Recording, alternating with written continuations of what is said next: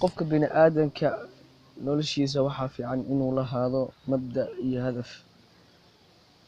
maxaa yeelay waxaa la yidhaahdaa qofka hadduusan lahayn mabda wuxuu dhimanayaa asigoo sharaf lahayn. mabda inaa yeelato waa shay muhiim ah. mabda'a qof walba si buu u arki karaa. mabda'aada adiga nuucoo doona ha ahaado, saa rabta uu aaminsanaa, laasim waxaa ah laakiin inaa mabda yeelato. wax aad rabto noloshaada inaad gaarto, yacni aad xaqiijiso. marka mabda'a waa shay muhiim ah. marka qofka mabda iyo asaas uu sameynayana waxaa jiro qodobo uu qofka raacayo oo mabda'iisu ku samaysto. mabda markaad sameynaysid ama aad rabto mabda'aada inaad ogaato waxa aad nolosha ka leedahay. awalan waxaa muhiim qof maadaama anaka dad muslimaan nahnay, mabda'eena ugu weyn inaan ka dhigno raaligaleenta ilaahay subxaanahu watacaala. mabda'aada ha ka dhigin raaligaleenta basharka iyo bini aadanka.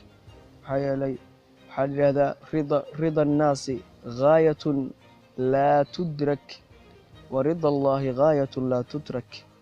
yacni dadka oo la raaligaleeyo ama dadka aad raaligaleesho, dadka dhan ay adiga ku aaminaan oo dadka dhan ku raacaan, waa shay aadan weligaada gaarayn. yacni ma arkaysid noloshaada oo dhan boqolkiiba boqol dad ku raacsan oo sax u dhahay. laasim qofku caynayaad arkaysaa, laasim qofku kaa hor imaanaya arkaysaa, laasim qof adiga wax kaa sheegaya arkaysaa. jaanibka kalena dadku taageersanaad arkaysaa, dadku caynaya oo ku ammaanayaad arkaysaa, dad ku jecelaad arkaysaa. wahaakadaa noloshii oo dhanaa sidaa ah. marka mabda'aada ugu weyn oo ugu horeeya waxaad ka dhigtaa inaa ilaahay subxaanahu watacaala raaligalayso. maxaa yeelay raaligalaynta ilaahay oonan wax marnaba laga tegi karin. inaad ilaahay subxaanahu watacaala raaligalayso waa waxaanad marnaba aadan adiga ka tegi karin. ogsoonowna midna hadduu allah subxaanahu watacaala kaa raali noqdo, wax ku dhiba adduunya aakhira intaba ma arkaysid. maxaa yeelay ilaahay subxaanahu watacaala wuxuu leeyahay radia allahu canhum waraduu canhu.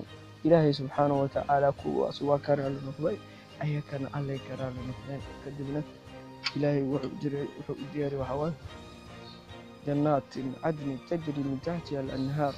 jannooyin iyo beerayaalo ay dareerayaan hoostooda webiyaal. hadduu ilaahay subxaanahu watacaala kaa raali noqdo, noloshaada waxaa noolaanaysaa farxad. hadduu ilaahay subxaanahu watacaala kaa raali noqdo, noloshaada waxaa ku noolaanaysaa guul iyo barwaaqo. hadduu ilaahay kaa raali noqdo, makhluuqa asiga abuuray oo dhan hoostaaday imaanayaan. hadduu mar ilaahay subxaanahu watacaala kaa raali noqdo, ilaahay subxaanahu watacaala dhulka wuxuu kuu soo dejiyaa qabuul. waxa dadkii oo dhan inay ku aqbalaan. qofkaa hor imaanaya ma arkaysid, dadkii oo dhan inay ku jeclaadaan. sidaasaa raali ahaanshaha ilaahay lagu helaa. marka niyahow ama qof kastoo muslim ah, waxaad rabta ahaa cibaadadaada nuucee rabta ha ahaato, qur-aan badan ka sabaha aqoonin haddaa rabtee, mabda' yeelo. mabda'aadana ka dhig raali ahaanshaha ilaahay subxaanahu